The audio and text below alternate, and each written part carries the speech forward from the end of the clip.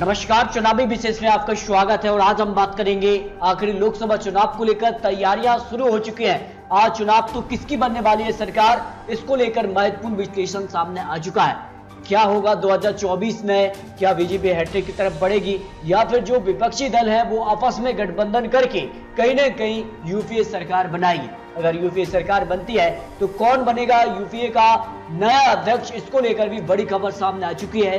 क्या फिर वनवास पर गई कांग्रेस की होने वाली वापसी या फिर 2024 में प्रधानमंत्री मोदी जी यहां पर हैट्रिक की तरफ बढ़ने वाले हैं। जहां दोस्तों आपको बता दें कि पीके की जो नया फॉर्मूला है उसके तहत कहीं ना कहीं जो विपक्षी दल है उनको एकजुट किया जा रहा है, जिसमें बंगाल के लिए ममता बनर्जी हो या फिर शरद पवार को लेकर जो यहाँ पर अध्यक्ष को लेकर यहाँ पर बातें चल रही है कि यूपीए का नया अध्यक्ष शरद पवार को बनाया जा सकता है। इसके अलावा अन्य जो राज्य हैं जो कहीं ना कहीं अन्य को लेकर भी यहाँ पर शरद पवार और यहाँ पर कह सकते हैं पीके के बीच जो फॉर्मूला तैयार हुआ है, उसके बाद क्या लोकसभा चुनाव में कुछ बड़ा होने वाला है, क्या होगा, क्या यहाँ पर विपक्षी दल यहाँ पर महंगाई को बड़ा मुद्दा बनाएंगे, कोरोना काल के दौरान जो कामकाज रहा है उसको एक बड़ा मुद्दा बनाएंगे, या फिर जो नए आंकड़े यहाँ पर किसानों को लेकर है, किसान आंदोलन भी इस चुनाव में बड़ा इफेक्ट डाल सकता है। इस सभी आंकड़ों के साथ अगर बात करें 543 सीटों के लिए जो नए आंकड़े बने हैं, इसमें 272 सीटों पर पूर्ण बहुमत की सरकार आती है,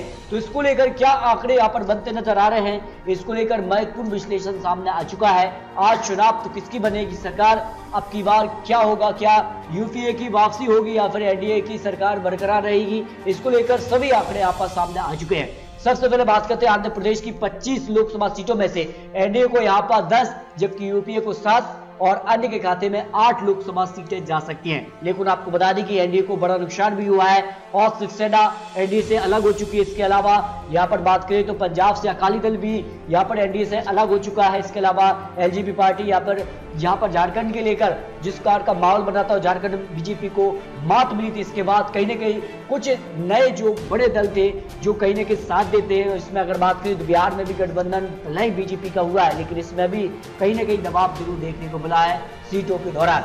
तो क्या होगा, इन सभी आंकड़ों को आपको एक एक करके दिखाने वाले हैं। अरुणाचल की 2 लोकसभा सीटों में बात करें एनडीए को एक अन्य के खाते में जा सकती हैं। आपको बता दें कि अगर यहाँ पर जो है शिवसेना और यहाँ पर कह सकते हैं कि वो अगर जो है विपक्षी दल के साथ यानी ममता बनर्जी यहाँ पर साथ आते हैं, अखिलेश यादव आ जाते हैं, आरजेडी से यहाँ पर तेजस्वी यादव आ जाते हैं, तो कहीं ना कहीं कुछ नया जरूर बन सकता है जो आंकड़े निकल कर आए हैं। इसके अलावा असम की 14 लोकसभा सीटों में से एनडीए को 10 जबकि यूपीए को 4 लोकसभा सीटों पर जीत मिलने की संभावना लगाई गई है। इसके अलावा बिहार की 40 लोकसभा सीटों में से एनडीए को 20 जबकि यूपीए को 10 अन्य के खाते में जाने की संभावना यहाँ पर लगाई गई है। इसके अलावा छत्तीसगढ़ की 11 लोकसभा सीटों में एनडीए को 7 जबकि यूपीए को 3 सीटों पर जीत मिल सकती है। इसके अलावा 1 सीट अन्य को भी जाने की संभावना है। अंडमान निकोबार की 1 लोकसभा सीट एनडीए के पक्ष में जा सकती है।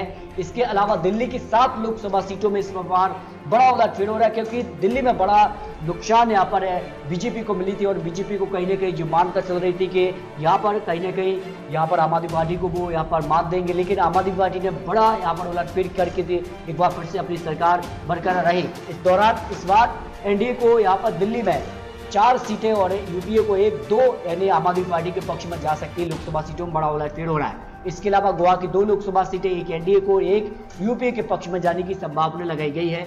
इसके अलावा गुजरात की 26 लोकसभा सीटों पर भी जो है बड़ा उलटफेर हो रहा है। एनडीए को 18 जबकि यूपीए को 4 और 4 लोकसभा सीटें अन्य के पक्ष में जा सकती हैं, जिसका से एनडीए कहीं ना कहीं समझ चुकी है। इस दौरान उन्होंने अपने मुख्यमंत्री भी यहाँ पर बदल दिए हैं, पूरा मंत्रिमंडल ही बदल दिया है। इस दौरान इस प्रकार के आंकड़े बन रहे हैं। आने वाले वक्त में क्या करेगी गुजरात को लेकर ये तो आने वाला वक्त ही बताएगा। लेकिन हरियाणा की 10 लोकसभा सीटों में अगर बात करें तो एनडीए को 5, यूपीए को 1 और 4 लोकसभा सीटें आने के पक्ष में भी जा सकती है, क्योंकि हरियाणा अभी काफी महत्वपूर्ण माना जा रहा है और किसान आंदोलन का यहाँ पर भी असर देखने को मिला है।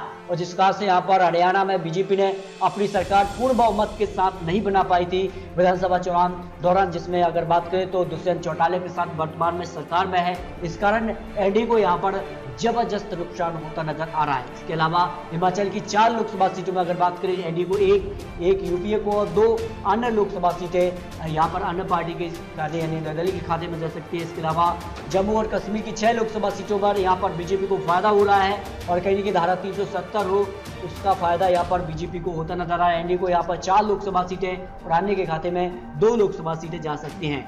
इसके अलावा झारखंड की 14 लोकसभा सीटों पर भी एनडीए को 10 लोकसभा सीटें, यूपीए को 3 और 1 सीट अन्य के पक्ष में जा सकती है। अब तक 162 आंकड़ों में अगर बात करें तो एनडीए को 92 सीटों पर जीत मिलती नजर आ रही है, जबकि यूपीए को 35 और अन्य के खाते में 35। यानी 35 जो अन्य है और अन्य के अलावा यूपी के साथ 35 हैं, ये काफी महत्वपूर्ण हो सकती है। इसके भी आंकड़े आपको दिखाने वाले हैं।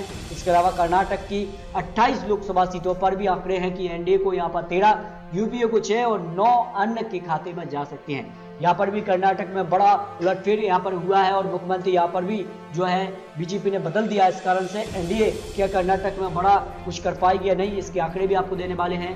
दमन और दीव की 1 लोकसभा सीट एनडीए के पक्ष में जाती नजर आ रही है। इसके अलावा चंडीगढ़ की 1 लोकसभा सीट भी यहाँ पर यूपीए के पक्ष में जाती नजर आ रही है। केरल की 20 लोकसभा सीटों में एनडीए को 7 लोकसभा सीटें और यूपीए को 4, अन्य के खाते में 9 लोकसभा सीटें जाने की संभावना यहाँ पर लगाई जा रही है। जबकि मध्य प्रदेश की 29 लोकसभा सीटों पर भी एनडीए को पिछले लोकसभा के दौरान जो आंकड़े मिले थे उस दौरान एनडीए को यहाँ पर नुकसान हो रहा है। 18 लोकसभा सीटें मध्य प्रदेश में जा सकती हैं, यूपीए को 4, 7 लोकसभा सीटें अन्य के पक्ष में भी जा सकती हैं।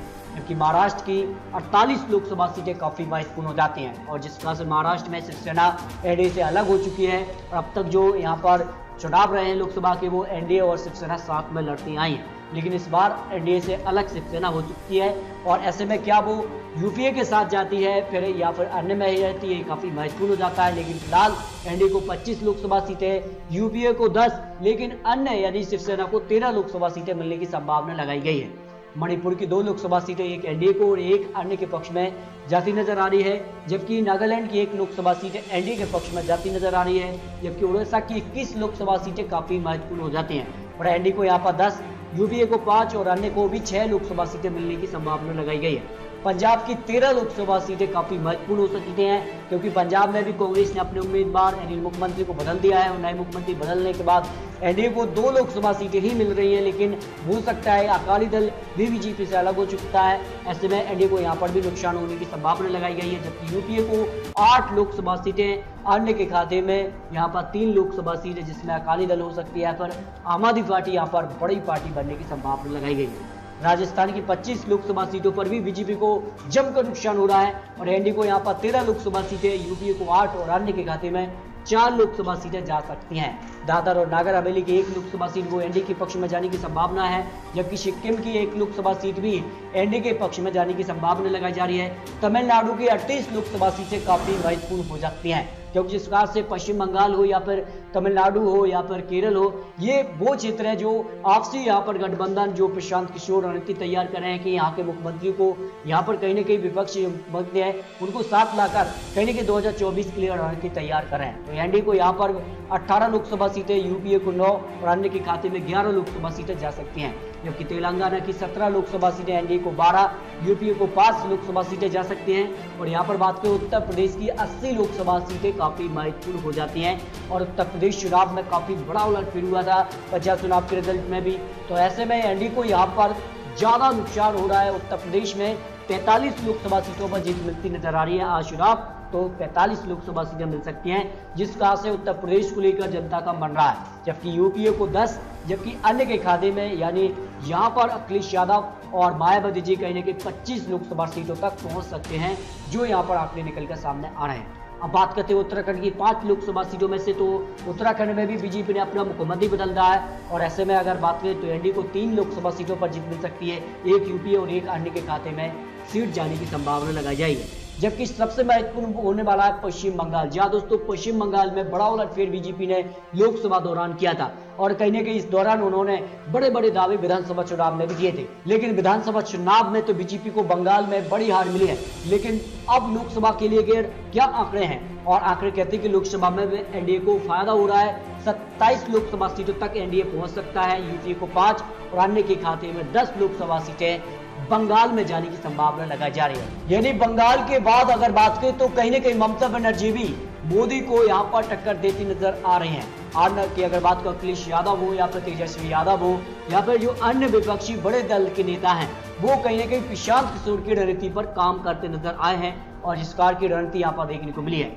लेकिन आज चुनाव हो जाते हैं तो फिर इतनी सीटें इस पार्टी के खाते में जाने की संभावना लगाई जा रही है। बता की 543 सीटों में से एनडीए को 295 लोकसभा सीटों पर जीत मिलती नजर आ रही है, यानी 272 का जो बहुमत का आंकड़ा है उसको पार करता नजर आ रहा है एनडीए, जबकि यूपीए को 113 लोकसभा सीटों पर जीत मिलती नजर आ रही है। अन्य को 135 लोकसभा सीटों पर जीत मिलने की संभावना लगाई जा रही है।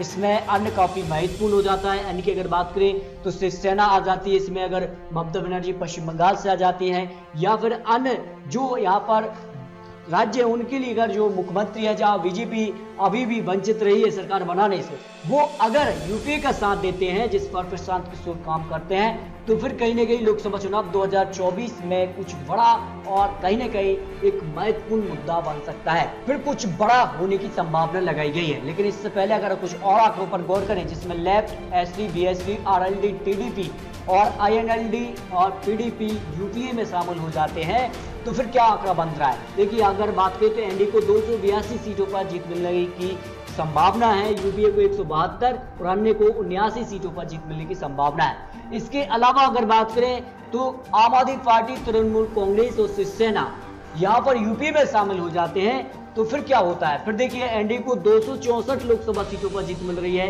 यानी जबरदस्त नुकसान एनडीए को हो सकता है अगर ये सारे बड़े दल आपस में गठबंधन कर लेते हैं।